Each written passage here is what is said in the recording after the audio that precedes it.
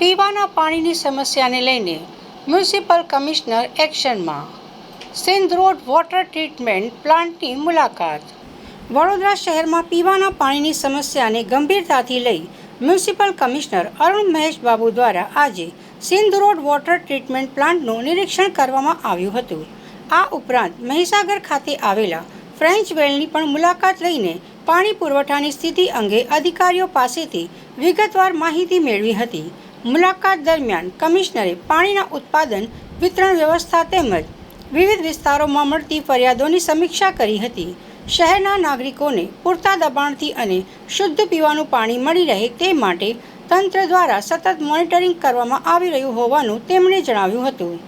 Municipal commissioner Arun Mahesh બાબુએ જણાવ્યું હતું કે હાલ વડોદરા મહાનગરપાલિકા 3 સ્તરે કામગીરી કરી રહી છે, જેમાં પાણીના સ્ત્રોતની દેખરેખ, વિતરણ વ્યવસ્થાનું મોનિટરિંગ અને ગેરકાયદેસર કનેક્શનો સામે કાર્યવાહીનો સમાવેશ થાય છે. જ્યાં જ્યાં ઓછા પ્રેશર અથવા પાણી પુરવઠાની સમસ્યાઓ છે ત્યાં તાત્કાલિક ઉકેલ લાવવા માટે અધિકારીઓને સૂચનાઓ પણ આપવામાં આવી છે.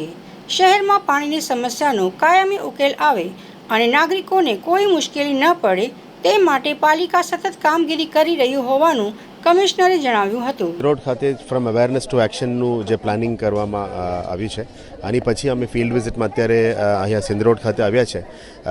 વડોદરા શહેરમાં જે પાણીનું નાનું મોટું જે અત્યારે સમસ્યાઓ છે એને હલ કરવા માટે અત્યારે અમે SSNLમાંથી પણ થોડું એક્સ્ટ્રા પાણી અમે લઈને આપણે પૂરું પાડવા માટે અત્યારે પ્લાન કરી રહ્યા છે.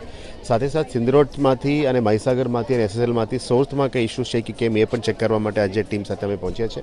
આશા રાખીએ કે અને આપણે તપાસ કરતા સોર્સ અને લાઇનમાં કંઈ ઇસ્યુઝ નથી તો ડિસ્ટ્રીબ્યુશન નેટવર્કમાં જે પણ ઇસ્યુઝ છે અને જૂના નેટવર્ક્સને બદલવાનું જે કામગીરી અમે શરૂ કરી છે એને આવનારા દિવસોમાં પૂરું પાડીશું. અને વડોદરા શહેરમાં જે નાનું મોટો અત્યારે પ્રેશરનું ઇસ્યુઝ છે અને કન્ટામિનેશનનું ઇસ્યુઝ આવે છે એ બધાને હલ કરવા માટે પણ અત્યારે કટિબદ્ધ રીતે ટીમ કામગીરી કરી રહ્યા છે.